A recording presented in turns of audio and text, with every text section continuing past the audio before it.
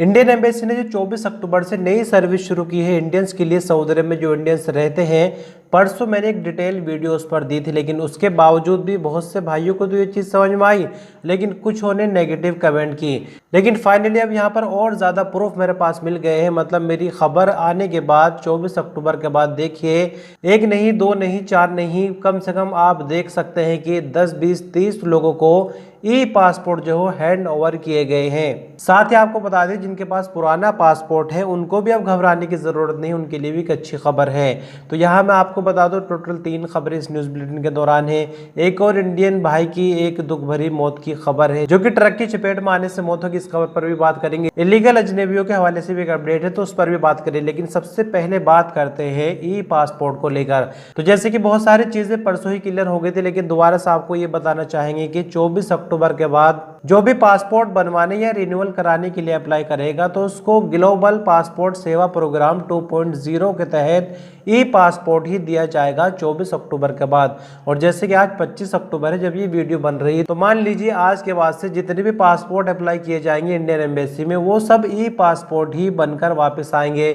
लेकिन यहाँ एम्बेसी ने यह भी क्लियर कर दिया है कि अगर 24 अक्टूबर से जिन लोगों ने भी एप्लीकेशन सबमिट कर रखी होगी और उनका पासपोर्ट जो है प्रोसेस में पहुंच गया है, तो उनको साधारण ही पासपोर्ट मिलेगा। अब देखिए, यहाँ पर एक अच्छी खबर सामने ये आई, जिनके पास पुराना पासपोर्ट है, तो यहाँ इंडियन एम्बेसी ने ये क्लियर कर दिया है कि अगर आपके पास पुराना पासपोर्ट है और उसके अंदर 9 साल का टाइम है, 10 साल का टाइम है, 5 साल का टाइम है, 4 साल का टाइम है, तो यहाँ आपको बिल्कुल भी चिंता करने की कोई ज़रूरत नहीं। आपके पासपोर्ट में जितना भी टाइम है आप उसको नॉर्मली इस्तेमाल कर सकते हैं, कोई मुश्किल वाली बात नहीं होगी। लेकिन अगेन मैं फिर आपको बता दूं कि अगर आप रिन्यूअल कराना चाहेंगे तो अब आपको ई पासपोर्ट ही मिलेगा। तो आई होप कि आपको जानकारी अब तक क्लियर हो चुकी होगी। 24 तारीख के बाद जो भी पासपोर्ट अप्लाई करेगा इंडियन एम्बेसी से, उसको ई पासपोर्ट ही मिलेगा। लेकिन पुराने वाले जब तक उनका पासपोर्ट एक्सपायर नहीं होता, वो अपना पासपोर्ट यूज कर सकते हैं। इसमें घबराने वाली कोई भी बात नहीं है। आपके पास ऑप्शन है, चाहे तो आप बदलवा सकते हैं, और अगर ना बदलवाना चाहे तो आपको कोई मुश्किल नहीं होगी जब तक कि आपका पासपोर्ट एक्सपायर ना हो जाए। और अगर अभी भी आपको कोई डाउट हो तो कमेंट कीजिए, आपको जवाब देने की पूरी कोशिश की जाएगी। इस न्यूज बुलेटिन की दूसरी खबर में बात करते हैं इंडियन को लेकर, जिसकी मौत दम्माम में हुई है। दरअसल राजस्थान के श्री गंगानगर के रहने वाला एक युवक सऊदी अरब में ट्रक की चपेट में आ गया। हादसा ये दीपावली की रात में हुआ। सोचिए, इंडिया में जब दीपावली मनाई जा रही थी और ऐसे में गुरु कीर्तन सिंह, जिनकी 28 साल उम्र बताए जा रहे हैं, उनकी मौत की खबर परिवार को मिलती है, तो परिवार पर क्या कुछ बीती होगी उस वक्त। और एक और बात आपको बता जो वाकई हैरान कर देने वाली है, ये भाई अभी जुलाई में ही छुट्टी से लौटा था। वैसे तो सऊदी अरब में 4 साल हो गए थे, लेकिन फिलहाल ही रक्षाबंधन पर अपने घर गया था और जुलाई के महीने में छुट्टी पूरी कर सऊदी अरब लौटा था। तो गुरु कीर्तन सिंह सऊदी अरब में हैवी ड्राइवर के रूप में काम करते थे। जद्दा से दम्माम ही गाड़ी लेकर जाते थे और दम्माम से फिर जद्दा गाड़ी लेकर आते थे। मतलब माल इधर से उधर जाता था और उधर से इधर आया करता था। अब मामला ये होता है कि 21 अक्टूबर की रात दीपावली के दिन गुरु कीर्तन दम्माम से ट्रक में माल लोडिंग करवा रहे थे, तभी दूसरे ट्रक ड्राइवर ने लोडिंग ट्रक गोदाम से बाहर निकाला। मतलब जैसे कि एक ड्राइवर नीचे होता है, दूसरा ड्राइवर ट्रक में होता है, थोड़ा बहुत इशारा वगैरह करते हैं जब आगे पीछे ट्रक करना होता है, क्योंकि शीशे में साइड वगैरह दिखती है, पीछे का नहीं दिखता।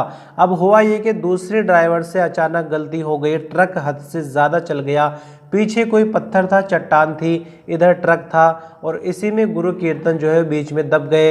आनंद फानन में इनको हॉस्पिटल ले जाया गया, लेकिन बाद में डॉक्टर ने इनको मृत घोषित कर दिया। गुरु कीर्तन अभी शादीशुदा तो नहीं थे, लेकिन परिवार का एक सहारा थे, परिवार का पालन पोषण कर रहे थे सऊदी अरब में काम करके, जैसे कि हम सभी करते हैं। फिलहाल परिवार यही कोशिश कर रहा है कि जितने जल्दी हो सके गुरु कीर्तन की जो डेड बॉडी है वो इंडिया वापस पहुंच जाए। और न्यूज बुलेटिन की तीसरी और आखिरी खबर में इलीगल अजनबियों को लेकर बात करेंगे। सऊदी मिनिस्ट्री ऑफ इंटीरियर की तरफ से हफ्तावार एक रिपोर्ट जारी की जाती है, जिसमें एक हफ्ते के दौरान जो भी इलीगल अजनबी गिरफ्तार होते हैं उनके बारे में जानकारी दी जाती है। तो फिलहाल जो रिपोर्ट सामने है उसके मुताबिक 22,613 इलीगल अजनबी गिरफ्तार हुए। इनमें इकामा लॉ को वायलेट करने वाले 13,652, बॉर्डर लॉ को वायलेट करने वाले 4,394, जबकि लेबर लॉ को वायलेट करने वाले 4,567, इलीगल अजनबी गिरफ्तार हुए। इसी के साथ 1699 ऐसे अजनबी गिरफ्तार हुए जो कि सऊदी अरब की सरहदों पर घुसपैठ कर रहे थे, मतलब इलीगल तरीके से सऊदी अरब में घुस रहे थे। इनमें ज़्यादातर यमनी, इथोपी वगैरह होते हैं। जबकि सऊदी अरब से बाहर जाने की कोशिश करते हुए 23 अन्य खारजी गिरफ्तार हुए। जबकि सऊदी अरब से बाहर जाने की कोशिश करते हुए 35 इलीगल अजनबी गिरफ्तार हुए। साथ ही आपको बता दें 23 ऐसे लोग भी सऊदी अरब में गिरफ्तार हुए जो इन लोगों के साथ किसी भी तरह का मामला कर रहे थे, मतलब या तो रहने की सुविधा दे रहे थे या काम की सुविधा दे रहे हैं। तो ऐसे लोगों को भी गिरफ्तारियां हुई हैं। तो ये तीनों ही खबरें सऊदी अरब के हवाले से हमने आपको बताई। कल फिर मिलते हैं कुछ और नई अपडेट के साथ, तब तक के लिए अपना ख्याल रखिएगा। शुक्रिया।